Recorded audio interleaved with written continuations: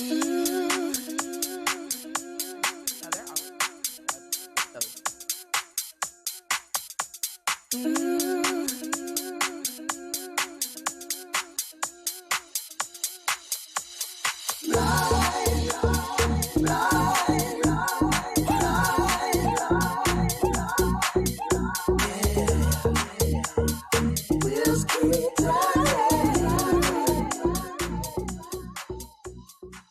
morning, beautiful people. Indeed, the wheels do keep turning. I'm Babz Rawls Ivy. It's the 10 o'clock hour.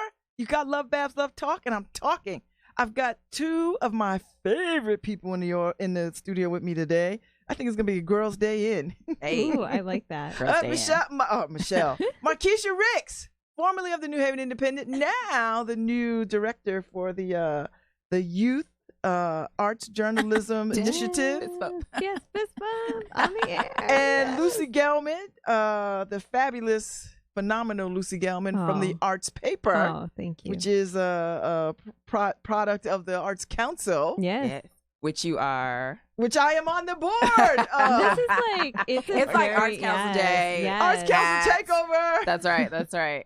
So Markeisha jumped over there and is taking on training up these new young journalism pups. Yes. And getting them immersed into real journalism, which is, I would imagine that we should see more of this kind of thing popping up. Yes.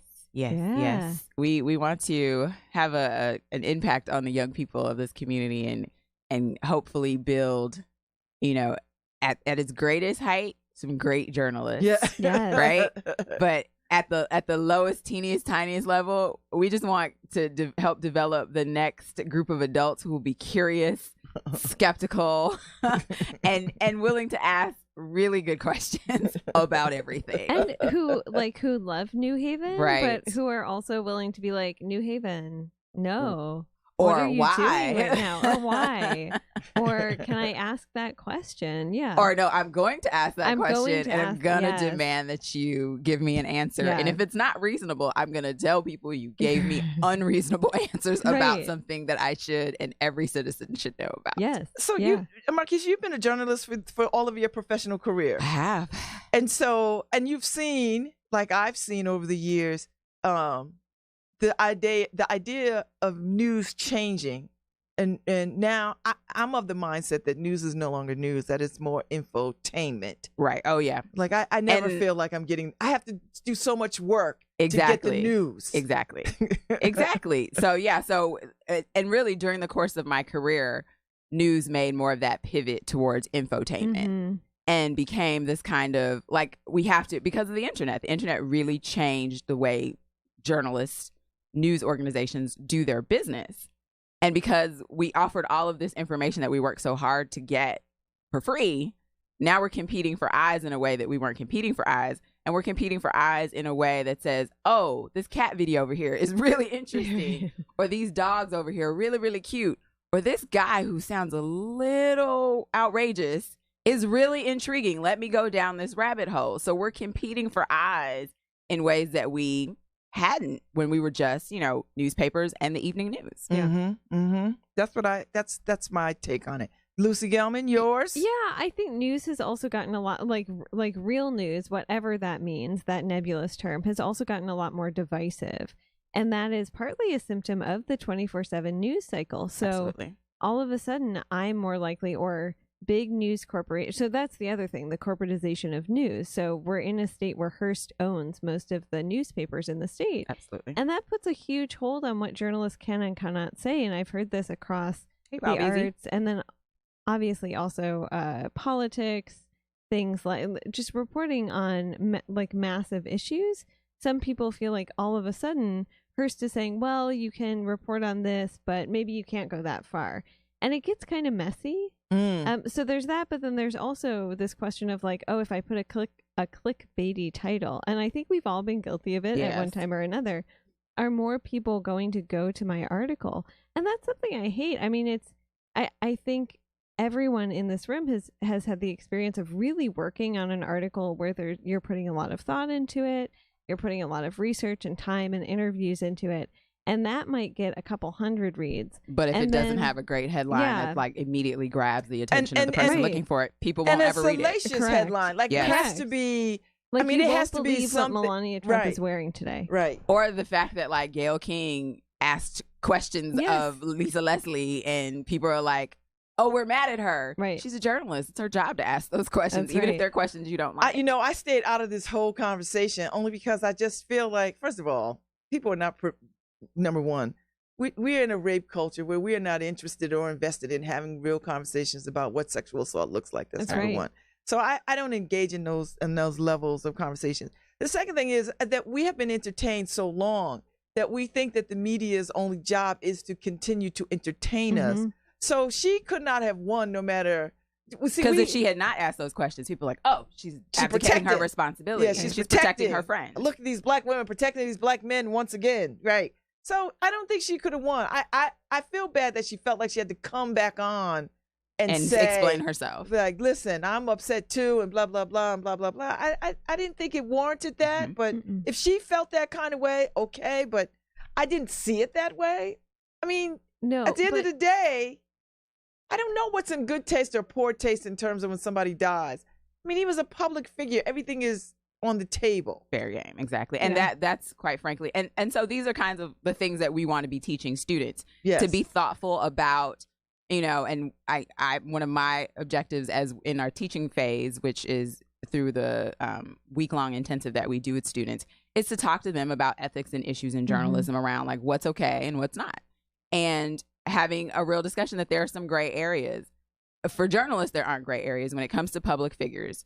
Quite frankly, if you die, and I went immediately when we all learned that this was true, that Kobe Bryant had in fact died in this helicopter crash, I thought, oh, how sad. I feel bad for his family and all of his girls, because, and then also I feel bad that this moment in his life is going to come back. It's going to come back, and it's going to come back quickly. It's not something that like, there's not going to be any good time to talk about it. And also, not for nothing, there is a woman out there who's still alive, as far as we know, where this has come back for her too. You know what I'm saying? Like, she doesn't, she could run out and talk to anybody if she wanted to, because I would suspect the end of her NDA that probably came along with the settlement is broken at his death. She could go out and talk to people. She probably doesn't want any of this. Like, she doesn't want to talk about it. I'm sure there's some journalists, quite frankly, out there looking for her, trying to reach out to her and talk to her. And I don't, and that's not even my deal. I mean, she may want to. She I don't may know. be all the things that people want to make her out to be. Maybe she's an opportunist. Maybe she's a gold digger. I don't know. What I do know is that we are not prepared to have conversations about sexual assault and sexual violence against women. And so to put this just on squarely on Kobe Bryant's shoulders, to put it on Bill Cosby's shoulder, when there's so much shoulders to put this on, absolutely, mix race to it, mix all these things to it. There are it's a broader issue, and I said this to a friend who was a fellow former journalist. I don't usually use the term former journalist because I think once you're a journalist, you're always a journalist, and so I always say recovering journalist. That's what I call myself personally. But he was posting something. He was trying to post reasonable like pieces, and that's what I've been trying to do when I post things about this issue. I was trying to post things that were reasonable, things that I thought where the writer had actually thought. You could see that this person took some time to think about. It wasn't the first piece out, but it was the more thoughtful thing. So The Undefeated has a great piece that I think is incredibly well written by a professor of, I think, communications and journalism at Morehouse. So it's a man writing this piece. And then there's a piece by a young woman in The Root that I think is quite good. But again, I'm someone who's a journalist, but also a thoughtful person. So I try to look for thoughtful things. And I try to share those because at the end of the day, the people that you're connected to through social media, that's your audience. And if you care about any of the people, because sometimes we're connected to people we don't care about through social media. If you care about those people, we live in a world where it's kind of your responsibility to provide thoughtful information. Yeah. To be thoughtful about the things that you share. And it might be things that there are people that I love dearly who I think are smart and brilliant who've posted things over the last few weeks that I just deeply disagree with. And instead of fighting with them, I know that they read, so I'm going to post things that I think that they will read and at least be able to critically say, okay, I can think about this. And whether you share it with me or not, but that's my opportunity to influence how you think. And that's really what, you know, kind of part of the business that we're in, which is influencing other people's thought process. Yeah. I mean, I think that's I think, you know, you mix in all this, you know, with the meddling of the elections, from a foreign government that is not our allies. Well, come on. And there's a lot of blurring. And you mix that in with them and the lengths to which they went and figured out how to manipulate American and spread disinformation. Absolutely. Thinking and knew exactly if I say this will happen. Right. And people still not understanding how that works. Yeah. You know, is giving me so much. So now that I see these, because I think now we are in these places where this cancel culture and these fights that pop up are so all ending. Like it's like you over. Like you are erased. You can't come back. Exactly. Right? There's no room for redemption. And I get the problem of talking about redemption way too soon. Like when we first got into a place where this person is actually going to be held accountable for their actions, it is a high bar to talk about redemption really soon. But I was telling someone last night that I really was touched by something that Angela Davis said when she came here. And when she was talking about not subscribing to every kind of feminism, and where she was going was talking about how she doesn't subscribe to a feminism that wants to use the tools of the carceral state. Yeah. And when I tell you, I think I had on a head wrap that day. It flew off in my mind because I was like, wait, and I couldn't get to any of the mic. And nobody asked this really good question, which was like we are in the midst of the Me Too movement. Yeah. And it is a movement that burns people at the stake. Like for every good thing that it's doing in terms of exposing and holding people accountable, which I'm so for, the willingness to burn people to the ground though afterwards. Like, and so let that be the first thing or the last thing we tell you about somebody is they're a rapist. Like that's what the culture seems to be doing. And if you are a rapist, you can't be anything else. And that just erases a person's humanity. Like, we're saying that you did something that we think erases someone's humanity, and for so long it did, and that's true. We live in a world for so long where people who are victims of rape got no justice, none. We also live in a world where rape was used as a context for lynching Black men unfairly. We live in that world too. Like that's all a part of the history. We also live in a world where powerful men with money get to do whatever they want of any color. So like these are the things that we're stewing in, and the fact that we don't have, and you said this on your show, Babz, which was that immediately afterwards, and all of this was kind of coming up, you said there's room for it all. It is. And I think that nuance has to accept, and for us to get to nuance, people have to accept that there has to be room for it all. Has to be room for it all. And if we ever get to a place, and I think, and I'm starting to believe it, because what Angela Davis said made me sit back personally and say, well, why am I invested in punishment, particularly in a culture where punishment can sweep up people who are in fact innocent? That's what Just Mercy is about. That's what Brian Stevenson is talking about. That there are people, our system is so bent on punishing someone that it will sweep up innocent people. That's what Who Killed Malcolm X is talking about. That, oh, by the way, you might not have paid attention to this, but the men who were arrested for killing Malcolm X might not be the right guys. Yeah. That one of them confessed, the rest of them always maintain their innocence. But I think that, you know, to that point, that's why cancel culture is so hard for and me. It's dangerous. I think it's dangerous. Very dangerous. I never ascribed to it. And I could, because I've got enough in my history where I could cancel things and be done with it. But I think I like the idea that everything belongs, because then you can unpack it at your leisure, at your growth, at your own development, around things that are hurtful or painful, but that you're not throwing it away, but you're like, you know what, let me sit over here. I can come back around to this later, you know, but it all has to belong, because we are all, we're not just one-dimensional people. Exactly. All of us got things that we are ashamed of, and things that we could celebrate in our own lives at the same time. Absolutely. And I want to bring this back to the Youth Arts Journalism Initiative, because partly, like, this is kind of one of the conversations, or many of the conversations that are happening during. So we start the program with a week-long intensive, and it's during New Haven Public Schools spring break. And that's so students don't miss any class, and also students who may be sitting around. We actually had one student who stayed on as a freelancer, and the first words she ever said to me were, well, I'd just be sitting at home otherwise over spring, which I found sad. Yes. But like she was like so excited to write. But one of the things we talk about is this idea of the whole person and making room for everything, because these students are growing up in a news environment where that is no longer the case. And yes, they have teachers, and I give a huge round of applause to New Haven public school teachers. They do the work of saints every single day. I agree. They do.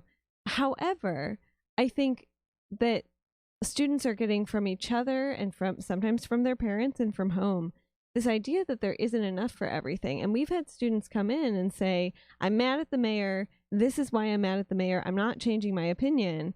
And that's, I mean, in some ways it's great fodder for conversation, right off the bat during the week-long intensive, because it's like, but why?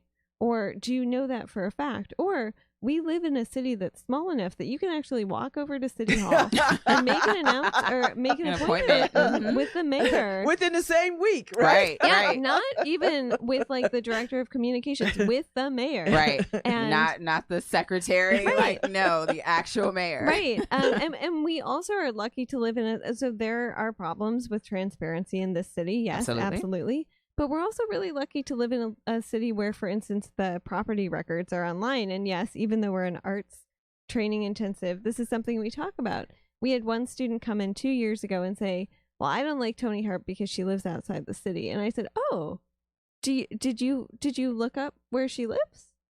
And she said, no. And I said, oh, so where did you hear that? And she said, oh, at home, from people at home. And I said, oh. Okay, and actually Markeisha was there that day, and she said, well, are you willing to go in and talk to the mayor and be told that you're wrong? Oh, yes, I remember that student. And she said she had like she was like, the mayor isn't visible in the neighborhoods.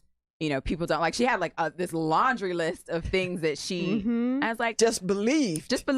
And I was like, someone had told her. Yeah, that someone had told her and she believed it. And I was like, that's interesting. I was like, those things could be true. I was like, but are you willing for them not to be true? Yeah. It's like, are you willing to accept a mayor who is also at the time was the head of the African American Mayors Association, who had multiple, like, we're a city of multiple neighborhoods. We're a city of over 130,000 people. Like, so, and on the day that she was in your neighborhood, where were you? Were you at school? Been at school. Were your parents at work? Did they miss it? Is it possible? Right. So, so I just, and so I came to the Youth Arts Journalism Initiative basically as a volunteer. I was a volunteer teacher for the first couple of years. I always really enjoyed it. And I always seemed to come in at a time where, the students were starting to think about their story ideas and what it was they wanted to do. And so I saw myself less as a teacher and more of a collaborator, someone who, of course, knew so much about the city from my own reporting and who wanted to, give them resources, help them think thoughtfully about their questions and like what it was that they thought their story was, which, I hope is what a good editor does. Absolutely. Yeah. And we, 2 years in a row, for better or worse, the week-long intensive has fallen on weeks where very heavy news is breaking both in the city and nationally. And so one of the things, going back to this idea of room for everything, is we talk to our students. I mean, some of the students in the program have done more living in 14 or 15 years than I have done. Yes. And I recognize that. And they also teach me, I think, more than I teach them. But absolutely. And I one of my favorite teachers posted on my my social media the other day after I made the announcement. She was like, just know that you'll learn more from them than you teach them. And I was like, thank you for that. Yes. They contain worlds of knowledge. And so our first year, we were talking about, so the students signed contracts and that's partly so we can talk about what a contract is and what a contract negotiation means in journalism and sort of talk about the gig economy and freelancing. Absolutely. But it's also so students can ask questions. And it was during the thick of the Me Too movement. And we had a student raise her hand and say, okay, I want to talk about Me Too. Like, what's going on? She knew some of what was going on. And we just sat and we talked. And the first year was all women in the program. Last year, we had one brave male student who stuck it through. Caleb, we thank you for that. And then last year, we were meeting during our intensive during the officer-involved shooting of Stephanie Washington and Paul Witherspoon, and students came in having read the news. I would say like 8 of 10 students had read the news, which is great. Like that excites me so much. Yeah, and how they were getting it was interesting because some had read it like I think one had read it in the Independent. One's parents had told them. The rest of them had gotten it from like Instagram, Facebook, although I'm told that Facebook is just for old people now. Yes, that's what I've heard but yet too. So many young people are on it. That's right. But Babz, it matters who you think is young. Yes, that's right. That's true. And they again said we want to talk about this. And one of the things that Markeisha and I have talked about, and I want to hand the mic over to her because I get so excited about this, is how arts are involved in the fabric of literally everything we do, right. Including that week in the protests. Absolutely. That there were like beautiful protests, and without song and chanting and poetry, and actually hand painted signs, they would not have been the same protests. And Absolutely. I feel very strongly about that. Oh, listen, unless it had been a silent protest. I am with that. Yeah. I'm on this trajectory of art, and art is art, and artistry and artists as the new, not even the new, artists as the true revolutionaries for any movement in any part of the world and in history. So I feel everything about arts and the connection of revolution and protest. And I think artists have always been at the forefront of leading some of the best revolutions this country and the world has ever seen. Absolutely. But we live in a space where artistic endeavor is commodified, right? Yes. Like where it is, created now in spaces, it's corporatized. It's created in spaces designed to make money. Like, and not that we're saying that artists should live in poverty indefinitely or at all. But at the same time, when money changes things. And so it feels like that as much as people are creating, and I love that we're a city where creativity it runs in our DNA. Yes. Like it's something that is celebrated and is paid attention to. Like it makes a difference. And so making sure that students notice that, making sure that as they take on covering the city, that they understand that is like the lifeblood of who we are as a city. Yes. And it's also one thing that I have found, as thinking about how much students teach you, one thing that I found is the town gown relationship is so so deeply and harmfully ingrained.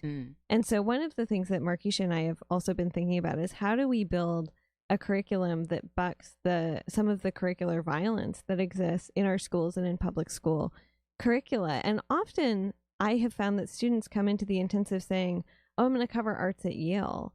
And we actually cover very little arts at Yale. We're not against Yale.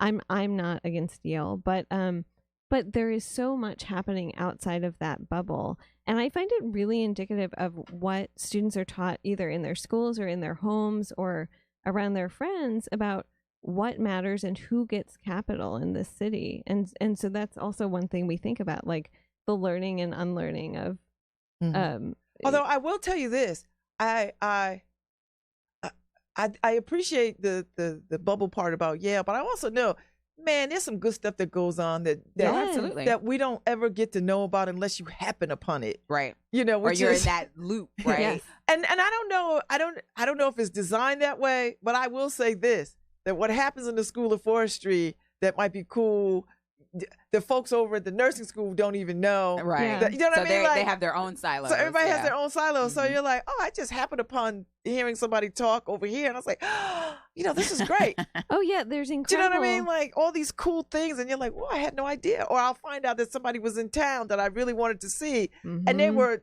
at something that I was like, I didn't know anything about that. I would have never thought they would have been at like the School of Coffee or whatever, whatever it is, whatever it is, right? Like, no, Yale does do amazing work, and I don't want to knock them. Oh them. no, I didn't say that you were, but I was just like, I don't think we push hard enough at them for sharing more of those kinds of resources. Yeah, I think that's true. I think they're just like, oh, we'll put it out there, and somehow or other it'll magically get out there. But I also think it's a part of the ongoing kind of symbiotic relationship that Yale and the city have generally, right? We're pushing them to provide more resources in particular ways. So we're always, and this is the nature of our relationship with them, I think, And it's probably been going on since the existence of Yale and the existence of New Haven, where there's been this kind of push, at least from the city side, to say, let's like do this. Like, you're an important entity in our community and we expect this from you. And I just, it's the natural, like, it would be an interesting shift in relations if Yale was like, we want to do all these things.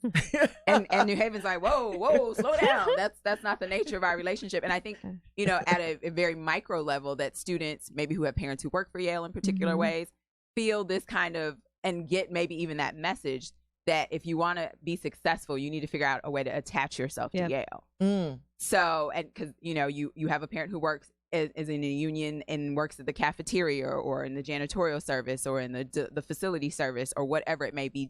So much of people's lives, and good, for better or for worse, are connected to Yale. It's a company town. Oh, I know. I mean, my mother worked at Yale. I mean, she worked at the medical school. Yeah. And so I spent a lot of time with people from the medical school. Yeah. So. And one actually great thing about being a reporter and having, being a young reporter or teaching young reporters is you do have that wiggle room to say, especially in arts reporting, actually. I had a reporter turn an article in that was very good yesterday. And she said, this was an interesting exhibition, but it wasn't inclusive at all. And where are the women of color? And it's an exhibition about immigrants. And she was like, but where are the immigrants in the show? Wow. But being able to have someone say that, and then also I covered a Bomba musical at Yale last year, and it was really great. And the backstory is Yale had hooked up with Movimiento Cultural, which is a New Haven group. They're very, very talented, and so Kika Matos was in it, Aris Castillo was in it, and like stole the show. But one of the questions I got to ask as a reporter was, why is this in the black box theater in the basement of a college that I have to use? I have to have someone let me in through a gate. And that's okay for our reporters also to be asking. Right. And I think it's not their job specifically to move the needle, but if they move the needle, it is. And Absolutely. I think we are moving far and far away from asking questions, particularly now that I'm paying attention to this ridiculous political season. And I don't see the questions being asked. Like when I was a young woman out there stomping the streets, there was a natural progression to the questions you would ask, follow-up questions. I mean, they would just. And now I'm just seeing people let people off with just like, okay. Like you said what you said. And then that's it. Like there's no pushback. There's no, and I don't know if that's some nod to being nice and generous or some gentility that never existed or, right. I don't know what that is because I'm not seeing real pushback and real follow-up kinds of things. And I would agree. I think in some ways it's the best time to be training young people because we're in, I jokingly, but not so jokingly, call it a post-fact society. But we have a tweeter-in-chief, right, who isn't checked on his things. And now I think the Washington Post and maybe the New York Times have started saying, okay, well, these are going to be official presidential statements. And so there's this question of like, how do we interact with social media in this environment? But also, I think this is happening on both sides of the equation. We just watched an impeachment where the Democrats mucked up.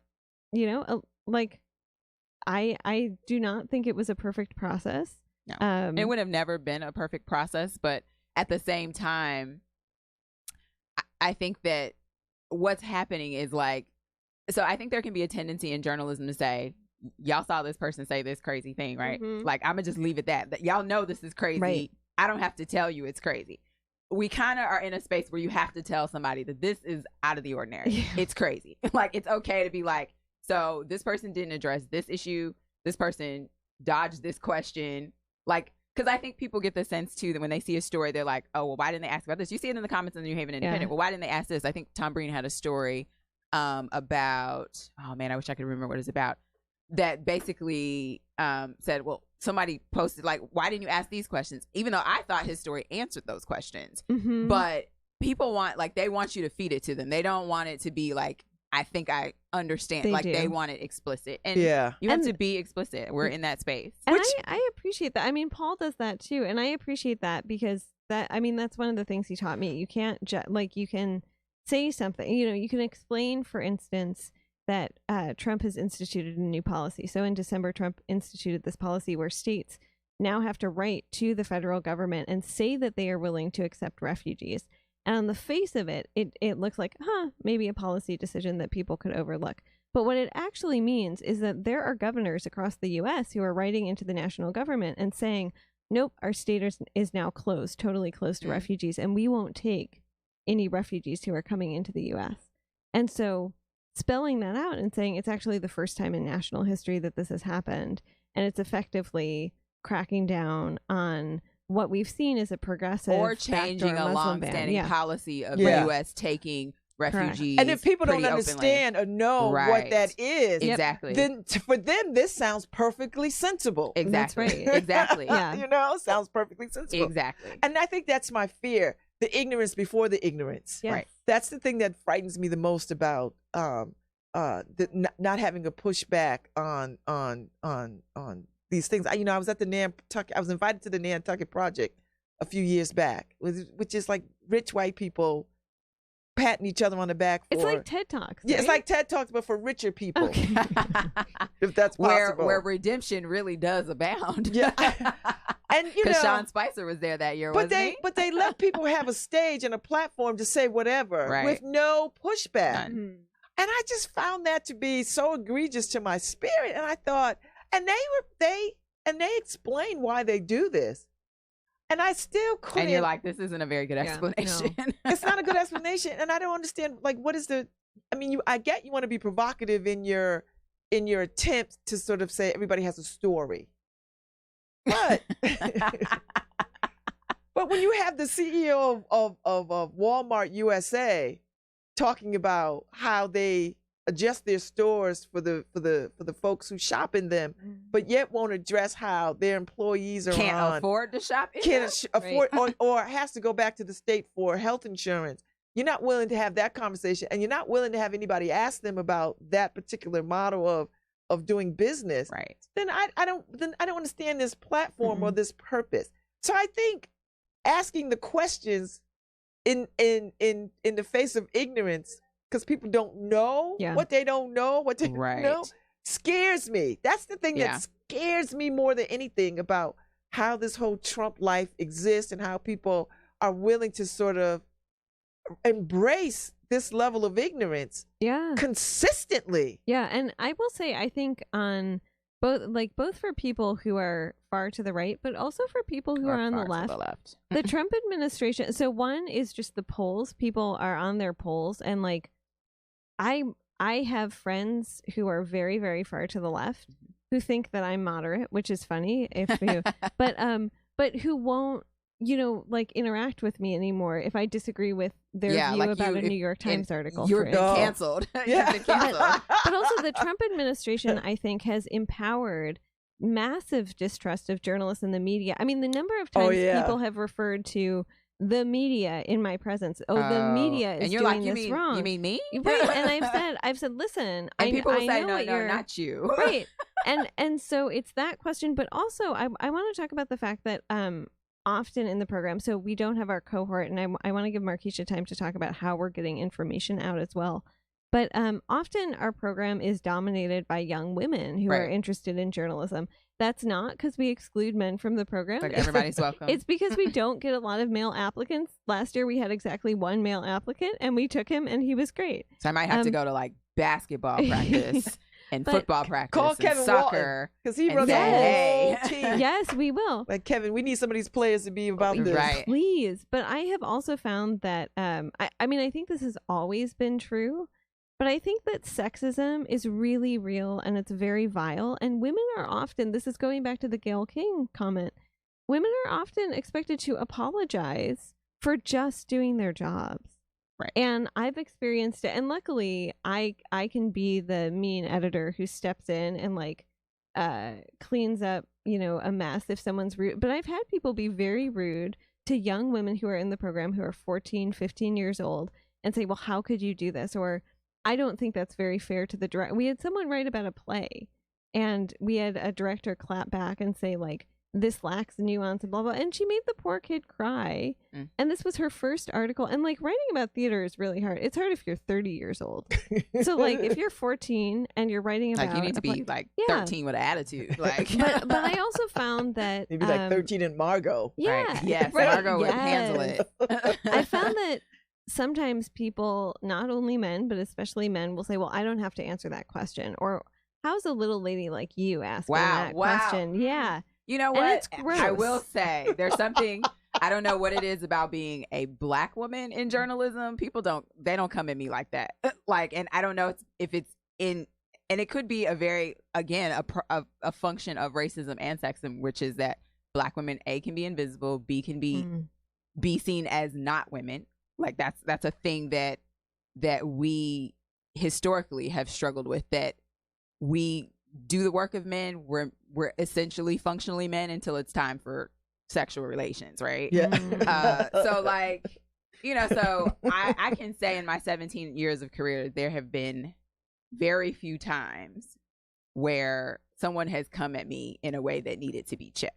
People just don't come at me. I don't know if I have a resting, you know what, face that says, yeah, nah, I'm not gonna do that. Like not with her. But I get it. But yeah, that's a real issue. It's a real thing that people are dealing with. What's also interesting is that there are way more women in journalism than there used to be. That's right. There are more. You know, I had the pleasure in a previous job to have a newsroom where the executive editor was a woman. It was a crazy place. It's Montgomery, Alabama. We had a woman publisher at the time, then a Black male publisher, which is like, what? Then we had an executive editor who was a woman. My managing editor was a woman. My own personal editor was a woman. That's at one point. Like it was wild. Like it's like unprecedented, I think, to have that kind of leadership in newsrooms. But, you know, more women are in newsrooms. So it's really interesting that at a time where the narrative around, oh, is this fake news, that there are more women involved. So people might not be thinking that or realizing that. Like there's, you know, men still helm the New York Times. I think there are probably some men, even though for a long time there's a woman very much in the top leadership at the Washington Post. But like there are more women in the newsroom. So it's really interesting dynamic that at a time where the news is supposed to be fake, all of a sudden women. It's all women. Exactly. There are a lot of women involved in this very important coverage. Even at network news, Rachel Maddow, you have Joy. Look who the president first came for when the news, when before he cleaned house in the reporters that cover the White House. He came for April Ryan. So like, I'm just saying, but I'm saying. Yes. Yeah. And he was deliberate in making sure there was Black woman. Oh, there was a Black woman. I mean, absolutely. Every beef that he's had has been with Black women, right? So there's that. Tell people how they can get in touch with because I know y'all are recruiting. We are recruiting. It is prime recruiting time. We are we've provided the application to all of the libraries. Woo-woo. So your local library has access to the application, and they have a flyer that's going to tell you a little bit about the application. But we're trying to get into schools. We want to talk to your English classes. If you have a journalism class, we want to talk to those students. And like you said, we've had a dearth of young men apply. So we want to talk to wherever boys are, chess club, wherever they are, math club, whatever it is. You know, we want to get into that. I just, you know, every day something pops in my mind. Oh, I should talk to somebody about this. Like I plan to reach out to the housing authority, but they have great programs for their young kids. And to say, please apply. This is a paid for opportunity. We pay the students if they complete their 4 published stories, pay them $250. That's it. Youth Continuum. Lead. Absolutely. So I just spoke to earlier this week. I was in the youth department for the city. And so our application should be in their newsletter. Awesome. So we are everywhere that there are students. That's where we want to be. Yeah. Put them in the cafeteria. And Markeisha, I should just say, Markeisha is amazing, which like I didn't need any confirmation of. I'm very excited that we're working together. And this was just part of a master It's like a plan. dynamic duo. I told Markeisha I'm really like secretively or not so secretively just not going to let her go. I'm just going to sneak things in. Lucy, like, that sounds like slavery. Don't do that. No, I'm kidding. I'm kidding. I can take that. Kidding. But but look, Markeisha, we're gonna get through this first listen, cohort. you've got an ally on the board. I'm your ally. We're gonna get through this first cohort. We're gonna see how that goes. And there's keep going. There's an application process. Yes. So February 1st, the application's open. So applications are open now until March the 1st. Yes. So you either need to get it to us on a hard copy, or you could. It's mostly submitted by online though. Like you can go online and submit it. It's not newhavenarts.org. newhavenarts.org /Yaji. Yep. Yes. And then the March 1st, the application's closed. March 15th, you start notifying, or they will be notified. And the 29th, March 29th is the last day for students to accept. Yes. So what's the dream number you're looking for? 10. So 10. 10? 10. We wish we could take more. And we've actually had teachers say, well, can you do more, or can you do more programs? And actually that's one thing I want to mention. But 10 because of bandwidth. Markeisha takes 5, I take 5. Exactly. It's beautiful. Because you used to take 10 by yourself. Yeah, and that was crazy. Exactly. But we are also writing a curriculum that basically, if someone, because we've had not just New Haven schools, but other school districts. And last year, after we presented this at a conference in Vermont, we had schools in other states come to us and say, well, I want to institute the program.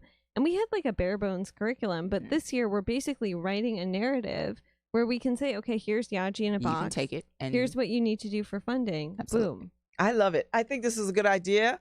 I think this is the only way that we are going to write the world of journalism back to asking questions, back to interest, back to less infotainment. And I think this is a good way to do it. And I think to do it at this age cohort, before people get to college and decide, that they want to pursue this, that you get dusted with the fairy dust now, right? And then you run with it, in your high school career. And can I say one more thing?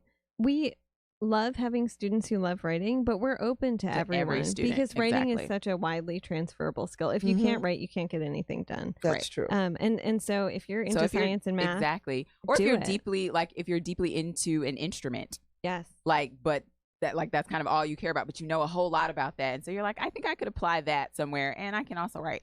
Yeah. Mm-hmm. Yes. Yeah. Like what we want are curious minds. Yes, I like that. Curious minds. And a fondness for this work. I Absolutely. love this. I love this city. I want to see people love this city and write about this city from a place of love. And that doesn't mean that you don't write uncritically. Right. That you are critical of this city. And that I think to criticize it is to have a deep love for that's it. Because if we can't correct, then what's the point? So let's I'm excited about this. You've got the backing of the inner city, of course, or whatever. Can we put our application in You absolutely can. I think I ran. Oh. I think there's a piece in there this week. Because I was about to say we have a new flyer that Lucy graciously made, so we'd love to throw that in there. All right, week. well send me the flyer. I'll send it. And I'll be happy to run it. Thank you, I know the piece is in there this week with your picture, with that great picture. Thank you, Karen King. Yes. Thank you, Winter Carson. Woo, that was a whole team behind that photo. Listen. That is an amazing. If people haven't seen the photo, they need to get on Facebook or get on our website. If I get hit by a bus and we have to hand off because that's our whole thing. This whole thing is about transferring Yaji in case both of us get hit by a bus. Look, you know which picture to put on my Thune program. You know which program. Use that picture. It has been a pleasure having you two. You should come back more often. Come back and let's talk about how they are doing. Absolutely. We may even bring them with us. That's what I mean. Bring them and let them talk about this experience and see how it goes. I think make this part of the commitment. And this is another part of journalism. This this speaking part. Absolutely. So I'd appreciate that. So thank you, Lucy Gelmer from the Arts Council, the Arts Paper. Thank you, Markeisha Ricks from the Arts Paper, Arts Council, and the Arts Paper, and the Youth Arts Journalism Initiative. Yes, Arts Journalism. It's a mouthful. I know, girl. We just say Yaji. Yes, Yaji. I like that. I was like, I know so many little words and letters. I was like, okay, now what does this mean? So thank you. So stay tuned for Paul Bass and Paul Bass headlines and baselines. And I'll be back next week. I'll see y'all. Thank you, Harry Droz.